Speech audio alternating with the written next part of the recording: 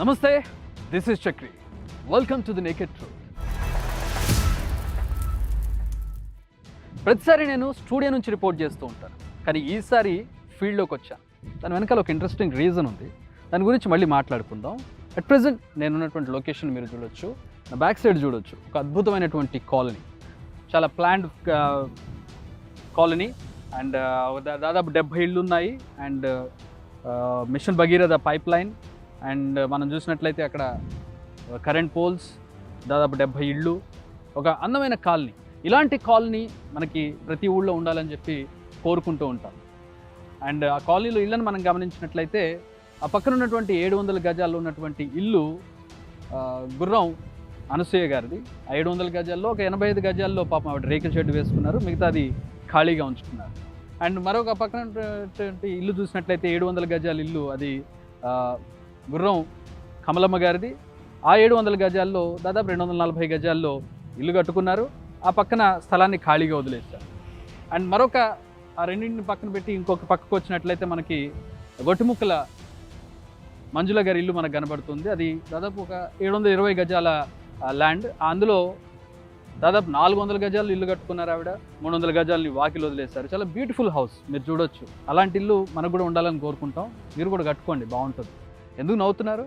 ఇది జోక్ కాదు, చాలా సీరియస్. ఇది గవర్నమెంట్ అధికారులు ధృవీకరించినటువంటి ప్లాన్ ఇళ్ళు. ఇక్కడ దాదాపు 10 ఏళ్ళ పైబడి ఇక్కడ ఉంటున్నారని చెప్పి వీళ్ళంతా కూడా ఫోటోలతో సహా ప్రూఫ్స్ తీసుకుని గవర్నమెంట్ అధికారులు ప్రూవ్ చేసినటువంటి, రెగ్యులరైజ్ చేసినటువంటి ఇళ్ల గురించి నేను చెప్తూ ఉన్నాను. సో ఇప్పటికే మీకు అర్థమై ఉంటుంది ఇక్కడ ఏం జరుగుతుందో, ఎలాంటి గోల్మాల్ జరిగిందో, ఎవరు ఈ గోల్మాల్ వెనుకున్నారు, లేని కాలనీని సృష్టించింది ఎవరు, లేని ఇళ్లను గాలిలో కట్టింది ఎవరు, ఎవరి హస్తం దీని వెనుకుంది, ఈ వ్యవహారం అంతా బయటికి రాకుండా నొక్కిపెట్టింది ఎవరు, ఈ అన్నిటి ప్రూఫ్స్తో big TV the naked truth మీ ముందుకు వస్తోంది.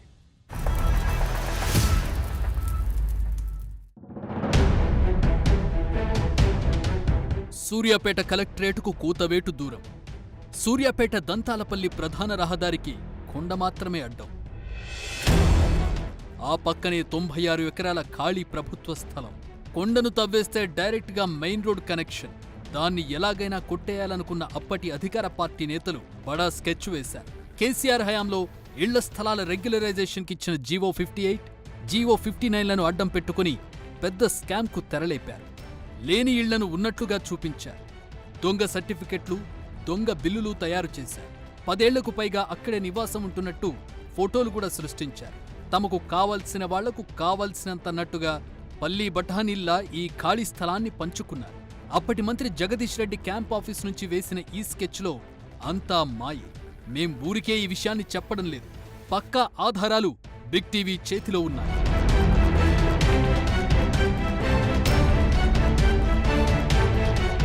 సూర్యాపేటలో ప్రభుత్వ భూముల్ని కొట్టేసిన గద్దలెవరో చూసే ముందు అసలు జీవో 58, 59 ఏంటో ఒకసారి చూద్దాం. ఎప్పటి నుంచో ప్రభుత్వ భూముల్లో నివాసం ఉంటున్న వారికి వాటిపై హక్కులు కల్పించాలన్న ఉద్దేశంతో జీవో 58, 59లను అప్పటి కేసీఆర్ ప్రభుత్వం తీసుకొచ్చింది. 125 గజాల్లోపు స్థలం ఉంటే దాన్ని ఉచితంగా అక్కడ నివాసం ఉంటున్న వారికి రెగ్యులరైజ్ చేస్తారు. 125 గజాలకు పైన ఉంటే విస్తీర్ణాన్ని బట్టి నిర్ణీత ధర చెల్లిస్తే క్రమబద్ధీకరిస్తారు. ఈ 2 జీవోలను అడ్డం పెట్టుకుని రెచ్చిపోయింది సూర్యాపేట గ్యాంగ్. సూర్యాపేట పక్కనే ఉండి ఇప్పుడు మున్సిపాలిటీలో కలిసిన కూడకూడ గ్రామ శివార్లలో సర్వే నెంబర్ 126లో ఉన్న భూమిని తమ ప్లాన్ కోసం సెలెక్ట్ చేసుకుంది. కొండ అడ్డంగా ఉండడంతో అక్కడ ఖాళీ స్థలం ఉందన్న విషయం చాలా మందికి తెలీదు.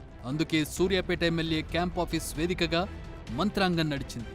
ప్రభుత్వ స్థలంలో ఒక్క ఇల్లు లేకపోయినా కనీసం రోడ్లు, ప్లాట్లుగా డివైడ్ కాకున్నా అక్కడ ఏకంగా పెద్ద కాలనీ ఉన్నట్టే పేపర్లపై సృష్టించారు. వాళ్లకు నచ్చిన వాళ్ల పేర్లు రాసుకున్నారు. జీవో 58, 59 కింద ఇల్లు ఉందో లేదో చెక్ చేసి సర్టిఫై చేయాల్సింది రెవెన్యూ ఇన్స్పెక్టర్. కానీ అంతా అప్పటి మంత్రి మనుషులే అని ఆయన అటువైపు కన్నెత్తి కూడా చూడలేదు. తహసీల్దార్, ఆ తర్వాత కలెక్టర్ కళ్లు మూసుకుని సంతకాలు పెట్టేశారు.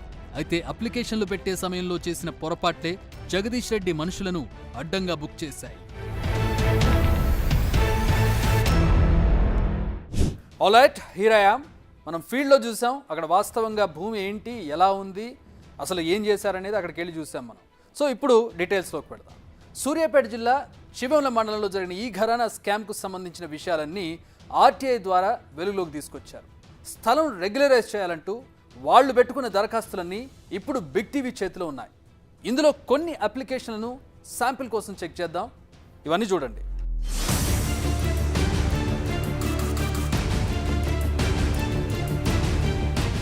ఫస్ట్ మనం చూడాల్సిన అప్లికేషన్ ముదిరెడ్డి అనిల్ రెడ్డి. ఈయన మాజీ మంత్రి జగదీష్ రెడ్డికి అత్యంత సన్నిహితుడు. ఆయన క్యాంప్ ఆఫీసును మెయింటైన్ చేసేదంతా ఈ అనిల్ రెడ్డి. అందుకే కాబోలు ఏకంగా 2 చోట్ల సైట్లను రెగ్యులరైజ్ చేసేశారు. మొదటి దరఖాస్తు మీద సర్వే నెంబర్ 126లో 200 చదరపు గజాల భూమిని ఆక్రమించినట్టుగా ఉంది. కానీ అది ఎక్కడా అన్న వివరాలు లేవు. ప్రూఫ్ కోసం అన్నట్టు 2013లో గ్రామ పంచాయతీకి చెల్లించినట్లుగా ఓ ఇంటి పన్ను బిల్లును సృష్టించారు. మరో నెల రోజుల తర్వాత ఇంకో అప్లికేషన్ పెట్టారు. కుడకుడ గ్రామంలోనే సర్వే నెంబర్ 110లో 220 చదరపు గజాల స్థలం తన కబ్జాలో ఉందని, దాన్ని రెగ్యులరైజ్ చేయమని దరఖాస్తు చేశారు. దీనికి ప్రూఫ్గా సూర్యాపేట మున్సిపాలిటీకి కట్టిన ఓ ట్యాక్స్ రిసీట్ను పెట్టారు. ఇలా ఒకే వ్యక్తికి 2 చోట్ల రెగ్యులరైజ్ చేయొచ్చా, ప్రభుత్వ భూమిని అప్పనంగా అప్పగించేయొచ్చా? కానీ అధికారులు రెగ్యులరైజ్ చేసేశారు. ఎందుకంటే అప్పటి మంత్రిగారి మనిషి కాబట్టి.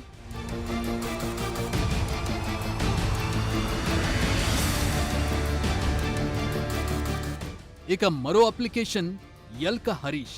కుడకుడలో 225 గజాల స్థలం నాదే అంటూ అప్లికేషన్ పెట్టేశాడు.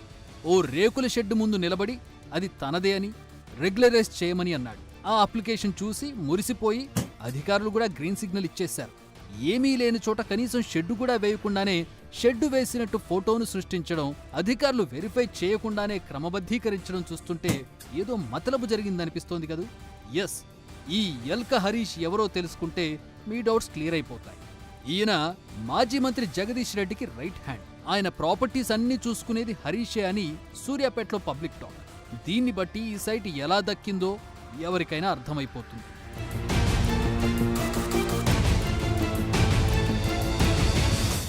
నెక్స్ట్ చూడాల్సింది జీడి శారద. 200 గజాల స్థలంలో రేకుల షెడ్డు తనకుందంటూ అప్లికేషన్ పెట్టుకుంది. 2012 నుంచే ఇక్కడ ఉంటున్నట్లు, అందుకు సాక్ష్యంగా 2013లో గ్రామ పంచాయతీకి కట్టినట్టుగా బిల్లును జత చేసింది. ఈ అప్లికేషన్ కూడా ఆమోదించేశారు అధికారులు. ఆమెకు రెగ్యులరైజ్ చేసేశారు. కనీసం అక్కడ నిజంగా ఆమె చెబుతున్నట్టు ఇల్లు ఉందా లేదా అన్నది చెక్ చేయలేదు. అప్లికేషన్లో పెట్టిన సర్వే నెంబర్ 126లో అసలేముందో కూడా చూడలేదు. కారణమేంటో తెలుసా? ఆమె భర్త జెడ్పీటీసీ కావడం. ఆ ఒక్క కారణంతోనే విలువైన ప్రభుత్వ స్థలాన్ని ఆమె చేతుల్లో పెట్టేశారు.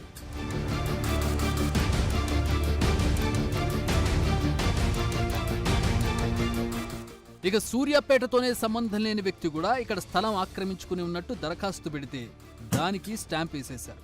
కుడకుడ గ్రామంలోని సర్వే నెంబర్ 126లో 150 గజాల స్థలాన్ని ఆక్రమించుకుని ఇల్లు కట్టుకున్నానని, దాన్ని క్రమబద్ధీకరించాలంటూ దరఖాస్తు చేసుకున్నాడు ఎరకల కౌశిక్ రెడ్డి.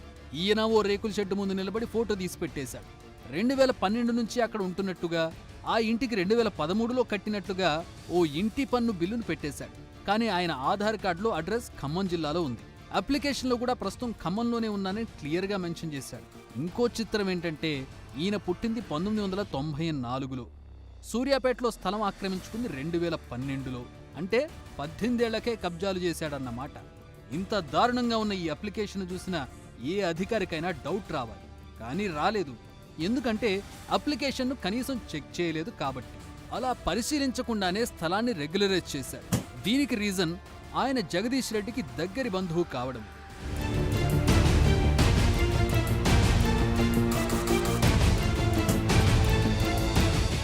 ఈ లిస్టులోనే మరో పేరు శంకరమద్ది నిరంజన్ రెడ్డి. ఈయన పేరిట 131 గజాల స్థలాన్ని రెగ్యులరైజ్ చేశారు. 2013లో గ్రామ పంచాయతీకి కట్టినట్టుగా ఓ ఇంటి పన్ను రసీదును, ఎక్కడో పాడుబడ్డ ఓ గది ముందు దిగిన ఫోటోను సాక్ష్యంగా పెట్టాడు. దాన్ని కూడా అప్రూవ్ చేసేశారు. కారణం, ఈ శంకరమద్ది నిరంజన్ రెడ్డి మాజీ మంత్రి జగదీష్ రెడ్డికి పిఏ కావడం. అప్పుడు మంత్రి హోదాలో ఆయన చక్రం తిప్పుతుంటే కింది స్థాయిలో అంతా చక్కదిద్దేది ఈ నిరంజన్ రెడ్డి.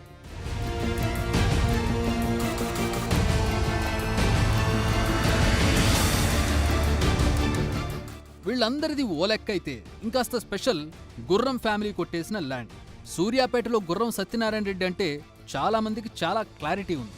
ఏకంగా 3 పెద్ద బిట్లను తన ఫ్యామిలీ పేరిట ఆయన కొట్టేశారన్న వాదన బలంగా వినిపిస్తోంది. కావాలంటే ఈ డాక్యుమెంట్లు చూడండి. ఈ అప్లికేషన్ గుర్రం కమలమ్మది. ఆవిడ గుర్రం సత్యనారాయణ రెడ్డికి స్వయాన తల్లి. కుడక్కుడ గ్రామంలోని సర్వే నెంబర్ 126లో 700 చదరపు గజాల స్థలాన్ని తాను ఆక్రమించుకున్నానని, అందులో 240 గజాల్లో ఇల్లు కూడా కట్టుకున్నట్టు దరఖాస్తు పెట్టుకుంది. 2015లో గ్రామ పంచాయతీకి కట్టుకున్నట్టు ఓ బిల్లును అప్లికేషన్లో పెట్టుకుంది. కానీ చిత్రం ఏంటంటే 240 గజాల స్థలంలో ఇల్లుందని చెప్పిన ఆమె ఫోటో మాత్రం 50 గజాల్లో కూడా లేని ఓ రేకుల షెడ్డు ముందు దిగడం. ఈ స్థలాన్ని కూడా రెగ్యులరైజ్ చేసేశారు.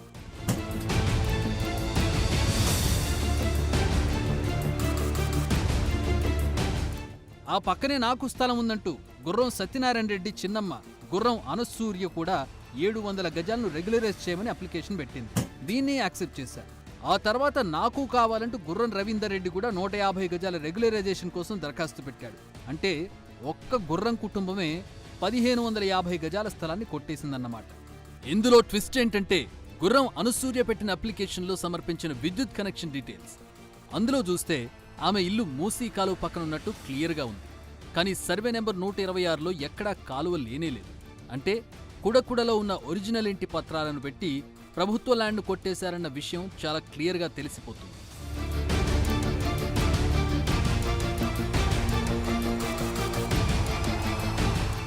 ఈ సైట్లో ఇలాంటి చిత్రాలు ఎన్నో. వ్యవసాయ మార్కెట్ కమిటీ డైరెక్టర్ మహమ్మద్ సల్మాకు 133 గజాలు, ఎంపీపీ తమ్ముడి భార్య నెమ్మది మరియమ్మకు 150 గజాలు, మార్కెట్ కమిటీ డైరెక్టర్ ఊటుకూరి మాధవికి 150 గజాలు, జగదీష్ రెడ్డిని ఎవరన్నా ఏమైనా అంటే వాట్సాప్లో విరుచుకుపడే సారంగుల కరుణశ్రీకి 133 గజాలు, జగదీష్ రెడ్డి క్యాంప్ ఆఫీస్కు కాపలా ఉండే కీసర వేణుగోపాల్కు 150 గజాలు. ఇలా చెప్పుకుంటూ పోతే ఒక్కొక్కరిది ఒక్కో చరిత్ర.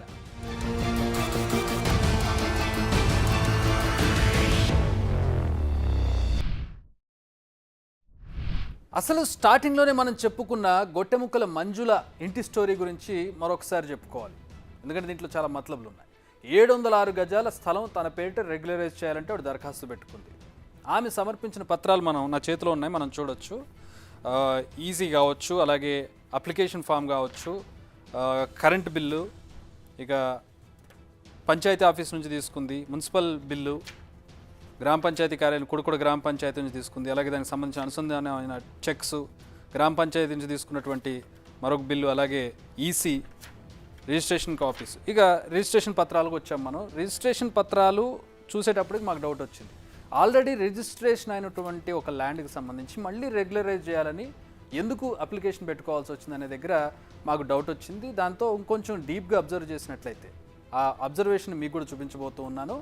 సో ఇక్కడ రిజిస్ట్రేషన్ డాక్యుమెంట్ ఉన్న తర్వాత మళ్ళీ రెగ్యులరైజ్ చేయాలంటూ దరఖాస్తు పెట్టుకోవాల్సిన అవసరం ఏంటి, సో ఆ రిజిస్ట్రేషన్ పత్రాల్లో ఉన్న మతలబ్ ఏంటి, ఒకసారి రిజిస్ట్రేషన్ పత్రాన్ని ఆ అప్లికేషన్ని ఒకసారి మనం చెక్ చేద్దాం. ఇది అప్లికేషన్లో మనం చూడొచ్చు ఆవిడ ఇక్కడ నమోదు చేసినటువంటి ల్యాండ్ డీటెయిల్స్ 706 గజాలు. మనం ఇంతకుముందు చెప్పుకున్నాం గొట్టిపుక్కల మంజులకి సంబంధించినటువంటి ల్యాండ్ 706 గజాలు అని చెప్పి.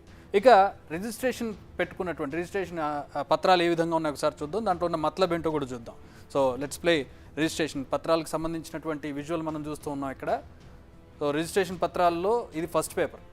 సెకండ్ పేపర్లో మనం చూసినట్లయితే అసలు విషయం బయటకు వచ్చింది. సో ఈ సెకండ్ పేపర్లో మనం చూడొచ్చు రిజిస్ట్రేషన్ పత్రాల్లో 330 గజాలు కనపడుతుంది మనకు అక్కడ. సో ఇక్కడ 706 గజాలు, అది 330 గజాలు. 330 గజాలకు రిజిస్ట్రేషన్ చేసుకున్నటువంటి ల్యాండ్ 706 గజాలు ఎలా అయింది అప్లికేషన్లో? సో రిజిస్ట్రేషన్ కోసం పెట్టినటువంటి రిజిస్ట్రేషన్ ప్రూఫ్గా పెట్టినటువంటి పత్రాలు ఒక ల్యాండ్కి సంబంధించినవి, అప్లికేషన్ పెట్టుకున్నది మరొక ల్యాండ్. మనం చెప్తున్నటువంటి ఈ గోల్మాల్ చేసినటువంటి ల్యాండ్కి కుడకుడ ల్యాండ్కి సంబంధించినటువంటి అప్లికేషన్ ఇది. ఆ రిజిస్ట్రేషన్ మాత్రం వేరే దగ్గరది, అది 330 గజాలు. దానికి సంబంధించి అసలు ఏ పత్రాలు పెట్టారు అనేది కూడా చెక్ చేయకుండా అధికారులు దీన్ని అప్రూవ్ చేసేసారు. దీన్ని బట్టి మనం అర్థం చేసుకోవచ్చు ఎలాంటి గోల్మాల్ జరిగిందో, అధికారులు ఎంత చిత్తశుద్ధితో పనిచేశారు. బిగ్ టీవీ పరిశీలించినటువంటి అప్లికేషన్స్లో చోటు చేసుకున్న మరో తప్పు, బ్లండర్ ఇది చెప్పొచ్చు. ఎందుకంటే వాళ్ళు చేసిందే సరే ఇదంతా కరెక్టే అని అనుకుంటే, ఫర్ సపోజ్ వాళ్ళు చేసినటువంటి రూల్స్ ప్రకారమే ఇక్కడ రూల్ని అతిక్రమించి పెట్టినటువంటి అప్లికేషన్ మనం చూస్తూ ఉన్నాం. యాక్చువల్గా 2014కి ముందు ఆక్రమించుకున్నటువంటి భూముల రెగ్యులరైజేషన్ మాత్రం జరగాలని ముందుగా అనుకున్నారు. ఇక బీఆర్ఎస్ నేతలు, లోకల్ నేతల ఒత్తిడితోటి దాన్ని 2018కి మార్చారు. సరే మార్చారు, 2018కి ముందు ఉన్నటువంటి వాటిని రెగ్యులరైజ్ చేయాలని అనుకున్నారు. కానీ ఇక్కడ అప్లికేషన్లో మనకేం కనబడుతుంది 2019. సో వాళ్ళు ఇచ్చినటువంటి రూల్నే వాళ్ళు అతిక్రమించి చేసినటువంటి అప్లికేషన్ని వాళ్ళు అప్రూవ్ చేశారు. సో ఇక్కడ ఒక పెద్ద బ్లండర్ ఇది. సో 2019లో రిజిస్ట్రేషన్ అయినటువంటి పత్రాలు. సో ఆ పత్రాల్లో మనం 2019 క్లియర్గా చూడొచ్చు, దాన్ని కూడా అప్రూవ్ చేసేసారు. సో ఎంత దారుణంగా, ఎంత గుడ్డిగా వీటిని అప్రూవ్ చేసి వాటిని రెగ్యులరైజ్ చేశారనేది మనం క్లియర్గా అర్థం చేసుకోవచ్చు. ఇది మరొక ప్రూఫ్.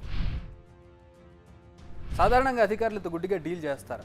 ఫర్ సపోజ్ తీసుకుందాం, అంటే అధికారులు ఎవరైనా కావచ్చు, అంత గుడ్డిగా డీల్ చేయరు. ఒక సామాన్య వ్యక్తి ఇలాంటి అప్లికేషన్ పెడితే కనుక ఖచ్చితంగా రిజెక్ట్ చేస్తారు, వాళ్ళ మీద కంప్లైంట్లు కూడా చేస్తారు. కానీ ఇన్ని అప్లికేషన్లు ఇంత గుడ్డిగా బ్లైండ్గా చేసుకుంటూ వెళ్ళిపోయారంటే వాళ్ళ మీద ఏదో హస్తం పనిచేసింది, ఏదో ఒక ప్రెషర్ పనిచేసింది, ఓ పెద్ద తలకాయ దీని వెనకాల ఉందనేది సూర్యాపేటలో చెప్పుకున్నటువంటి విషయం. రెగ్యులరైజేషన్ స్కీమ్ కింద ప్రభుత్వ భూములను కొట్టేసిన వాళ్ళే ఇక్కడ చాలామంది అంటే ఆల్మోస్ట్ ఆ పెద్ద మనిషి అనుచరులుగా ఉన్నారు. ఆ పెద్ద మనిషి ఎవరో కాదు, సూర్యాపేటలో అందరికీ తెలిసినటువంటి, అందరూ మాట్లాడుకుంటున్నటువంటి వ్యక్తి జగదీష్ రెడ్డి. సో ఆ జగదీష్ రెడ్డి పేరే ఇప్పుడు క్లియర్గా వినబడుతుంది. ఎందుకంటే ఇక్కడ లబ్ధి పొందిన వాళ్ళందరిలో కూడా మ్యాక్సిమం 90% మంది ఆయన అనుచరులే ఉన్నారు.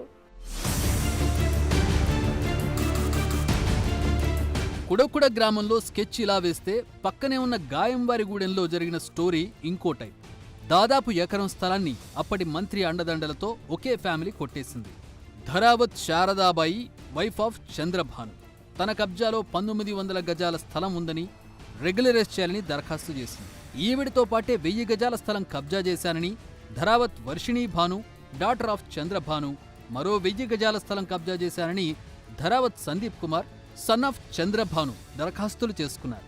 వీళ్ల ముగ్గురిది ఒకటే కుటుంబం. అంతా కలిసి 3900 గజాల స్థలాన్ని కొట్టేశారు. ఈ స్థలం తమ కబ్జాలో ఉన్నట్టు, ఇంటి పన్ను కట్టినట్టు బిల్లు పెట్టారు. దానిపై ఉన్న సంతకం మాత్రం సర్పంచ్ది. ఇలా ఇంటి పన్ను బిల్లుపై సంతకం పెట్టే అర్హత సర్పంచ్కి ఉండదు, పంచాయతీ కార్యదర్శి చేయాలి. కానీ ఆయన బదులు సర్పంచ్తో పెట్టించారంటేనే ఇందులో ఏదో గోల్మాల్ ఉందన్న సంగతి అర్థమైపోతుంది.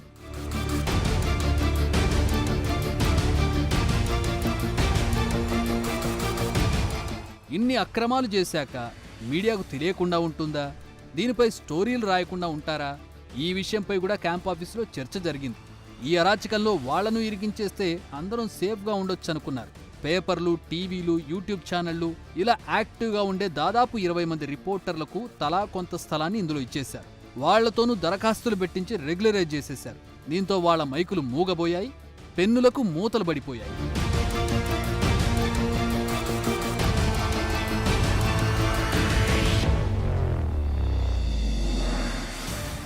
తప్పు చేసిన వాడు ఎక్కడో దగ్గర తప్పటడుగు వేయకుండా ఉండడు. అదే డౌట్తో పరిశోధించిన బిగ్ టీవీ టీంకు కొన్ని ఆసక్తికర ఆధారాలు దొరికాయి. అవే రెగ్యులరైజేషన్ పేరుతో పెట్టిన దరఖాస్తుల్లో పెట్టిన ఆస్తి పన్ను బిల్లులు. 2013లో కుడకుడ గ్రామ పంచాయతీకి కట్టినట్టు దాదాపుగా అందరూ బిల్లులు పెట్టుకున్నారు. అయితే దీనికోసం ఓ బిల్ బుక్ను సృష్టించి ఎవరికి వారు బిల్లులు రాసేసుకున్నారు. ఇందులోనే ఆర్డర్ మిస్ అయింది. సాధారణంగా పంచాయతీల్లో ఒక ఏడాదంతా ఒకే తరహా బిల్ బుక్ను మెయింటైన్ చేస్తారు. నెంబర్ సిరీస్ కూడా కంటిన్యూగా ఉంటుంది. కానీ ఇక్కడ మాత్రం కొంతమంది సపరేట్ బిల్ బుక్లు ప్రింట్ చేసుకోవడంతో ఒక బిల్లుకు మరో బిల్లుకు పొంతం లేకుండా పోయింది. అక్కడ దొరికిపోయారు వాళ్ళు.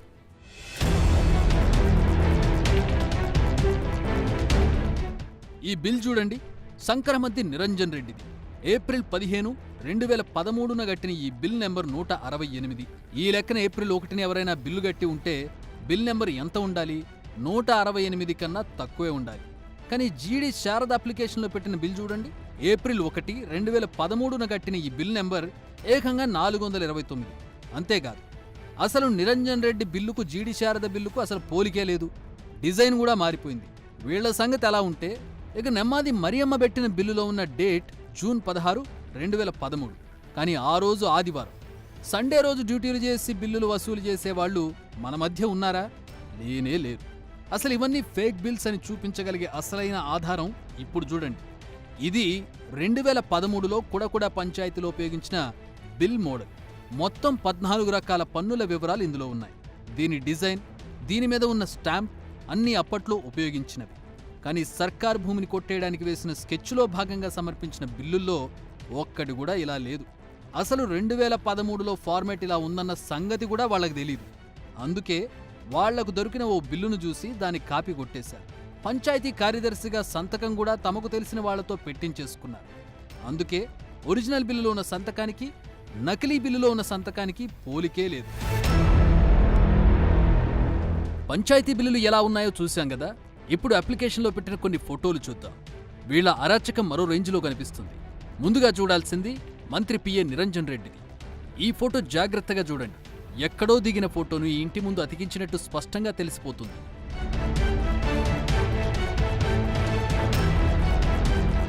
ఇక గుర్రం సత్యనారాయణ రెడ్డి సోదరుడు రవీందర్ రెడ్డి ఫోటో చూడండి. ఇది నెక్స్ట్ లెవెల్ ఎడిటింగ్. ఇంత క్లియర్గా అతికించినట్టు కనిపిస్తున్నా అధికారుల కళ్లకు మాత్రం అది తెలియలేదు. ఇంతకు మించిన అరాచకం ఇప్పుడు మీరు చూస్తున్న ఫోటోస్. అప్పటికప్పుడు వేసినట్టున్న ఈ టెంట్ ముందున్న ఈ 2 ఫోటోలు చూడండి. పర్సన్స్ వేరు, కానీ సేమ్ టెంట్.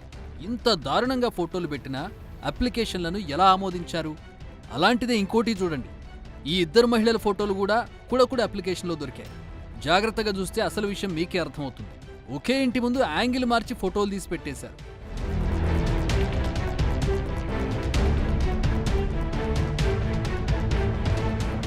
దీనికి మించిన మరికొన్ని ఫోటోలు కూడా ఉన్నాయి. ఈ గుడిసెను, దాని ముందున్న వ్యక్తిని చూడండి.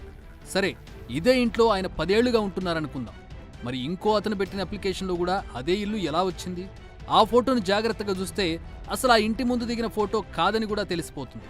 ఇంటి ఫోటోను తెచ్చుకుని ఫోటోషాప్లో ఎడిట్ చేసినట్టు స్పష్టంగా కనిపిస్తుంది.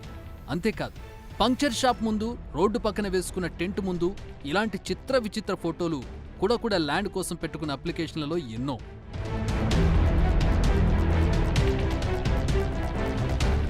అసలు కాసేపు కూడా కూర్చోలేని ఈ ఇంట్లో ఉన్నానంటూ అప్లికేషన్ పెట్టిన ఈ వ్యక్తిని చూడండి. ఆయన వెనుకున్న గుడిసెలో ఎవరైనా కాపురం ఉండగలరా? ఇంకో ఫోటో చూడండి. ఈ రేకుల వెనుక బతుకుతున్నట్టు అప్లికేషన్ పెట్టడం, దాన్ని అధికారులు ఆమోదించడం అంతా పెద్ద డ్రామాలా లేదు? ఏదో మొక్కుబడికి పెట్టాలి కాబట్టి పెట్టినట్టుగా ఈ అప్లికేషన్లు లేవు. ఇలాంటి అక్రమాలను అరికట్టడానికే కదా జనం డబ్బుతో అధికారులకు జీతాలిచ్చేది. మరి వాళ్ళు ఏం చేస్తున్నట్టు? వేటికి ఆశపడి ఈ అప్లికేషన్లను ఆమోదించినట్టు? సూర్యాపేటలో ఇలా రెగ్యులరైజేషన్ స్కీమ్ కింద ప్రభుత్వ భూములను కొట్టేసిన వాళ్లే ఎక్కువ.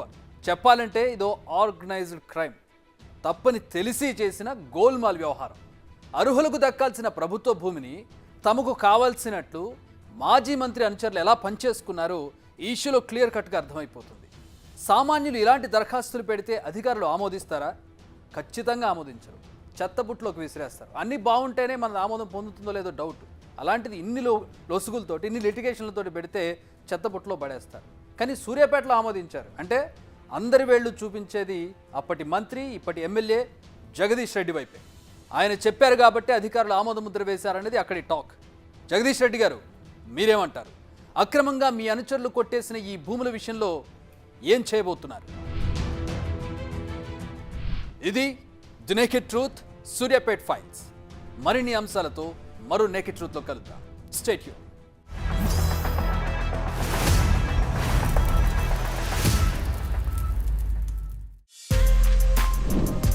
For more videos like this, subscribe Big TV channel.